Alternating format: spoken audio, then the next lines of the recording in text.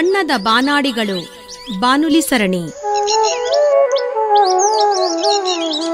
ರಚನೆ ಲೀಲಾ ಅಪ್ಪಾಜಿ.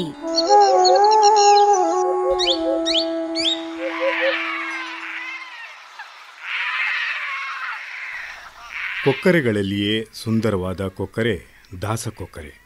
ಪೇಂಟೆಡ್ ಸ್ಟಾರ್ಕ್ನ ವೈಜ್ಞಾನಿಕ ಹೆಸರು ಮೈಕ್ಟೀರಿಯಾ ಲುಕೆಸೆಫಾಲಾ.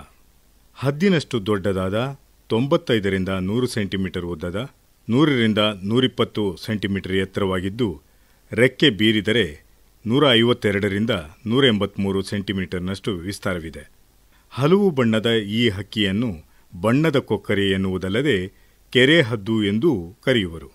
ಬಹಳ ದೂರ ದೇಶದ ಚಳಿಯ ಪ್ರದೇಶಗಳಿಂದ ಭಾರತಕ್ಕೆ ವಲಸೆ ಬರುವ ಈ ಹಕ್ಕಿಗಳು ಸಂತಾನವನ್ನು ಬೆಳೆಸಿಕೊಂಡು ಇಲ್ಲಿ ಬೇಸಿಗೆ ಶುರುವಾಗುವ ಕಾಲಕ್ಕೆ ಮರಳಿ ಹೋಗುತ್ತವೆ. ಶ್ರೀರಂಗಪಟ್ಟಣ ಬಳಿಯ ರಂಗನತಿಟ್ಟಿನಲ್ಲಿ ಸಂತಾನಾಭಿವೃದ್ಧಿಗೆಂದು ಬರುತ್ತವೆ. ಕೆಲವು ದಾಸಕೊಕ್ಕರೆಗಳು ಇಲ್ಲಿನ ವಾತಾವರಣಕ್ಕೆ ಪೂರ್ಣವಾಗಿ ಹೊಂದಿಕೊಂಡು ಇಲ್ಲೇ ಶಾಶ್ವತವಾಗಿ ನೆಲೆಸುತ್ತವೆ. ಹಾವಿನಂತೆ ಬಳುಕುವ ಉದ್ದನೆಯ ಕತ್ತನ್ನು ಹೊಂದಿ ಅಪ್ಸರಿಯಂತೆ ನಡೆಯುತ್ತವೆ. ಗುಲಾಬಿ ಬಣ್ಣದ ಉದ್ದನೆಯ ಕಾಲುಗಳು, ಅಗಲವಾದ ರೆಕ್ಕೆಗಳಿರುವ ಬಣ್ಣದ ಕೊಕ್ಕರೆಗಳಿಗೆ ಮೀನು ಹಿಡಿಯಲು ಅನುಕೂಲವಾಗುವಂತೆ ಇರುವಂಥ ಬಲಿಷ್ಠವಾದ ಉದ್ದನೆಯ ಹಳದಿ ಕೊಕ್ಕು, ತುದಿಯಲ್ಲಿ ನಸುವೆ ಬಾಗಿದೆ. ತಲೆಯ ಭಾಗ ಕಿತ್ತಳೆಯ ಬಣ್ಣದ್ದಾಗಿದೆ. ಕತ್ತಿನ ಭಾಗ ಬಿಳಿಯಿದೆ. ಕೆಂಚು ರೆಕ್ಕೆಗಳ ಮೇಲೆ ಕುಸುರಿ ಕೆಲಸ ಮಾಡಿದಂತೆ ಕಂದು ಮಿಶ್ರಿತ ಕಪ್ಪು ಬಣ್ಣದ ಪಟ್ಟೆಗಳಿವೆ. ರೆಕ್ಕೆಯ ಕೆಳಭಾಗದಲ್ಲಿ ಬಣ್ಣದ ಕೊಕ್ಕರೆ ಎಂಬ ಹೆಸರಿಗೆ ಕಾರಣವಾದ ನವುರಾದ ಗುಲಾಬಿ ಬಣ್ಣ ಮನಮೋಹಕವಾಗಿದೆ.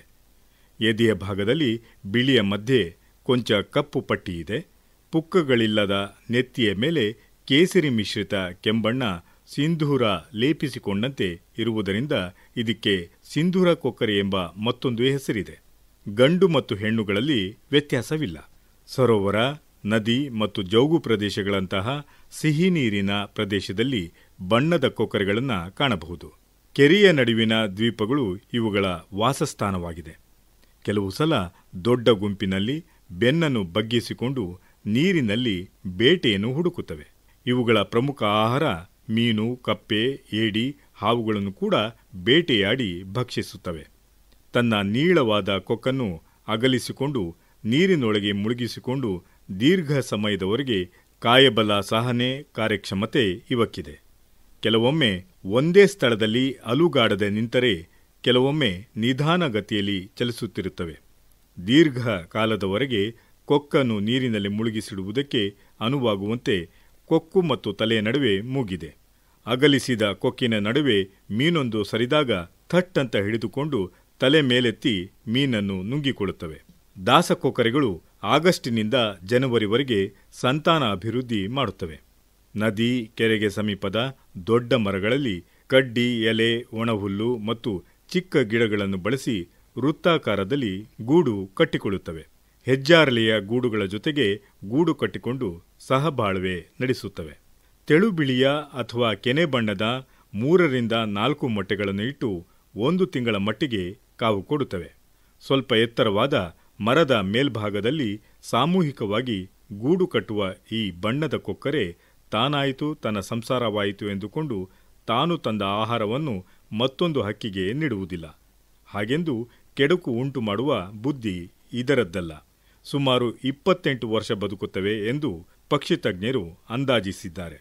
ಆವಾಸ ಸ್ಥಾನವಾದ ತೇವಭೂಮಿಗಳ ನಾಶ, ಮಾಲಿನ್ಯ ಹಾಗೂ ಬೇಟೆಗಳಿಂದಾಗಿ ಇವುಗಳ ಸಂಖ್ಯೆ ಕುಸಿಯುತ್ತಿದೆ. ಇಷ್ಟು ಸುಂದರವಾದ ಹಕ್ಕಿಗೆ ಮಾನವರ ವಿನಾಶಕಾರಿ ಚಟುವಟಿಕೆಗಳೇ ಮಾರಕವಾಗದಂತೆ ಎಚ್ಚರ ವಹಿಸಬೇಕಾದ ಅಗತ್ಯವಿದೆ.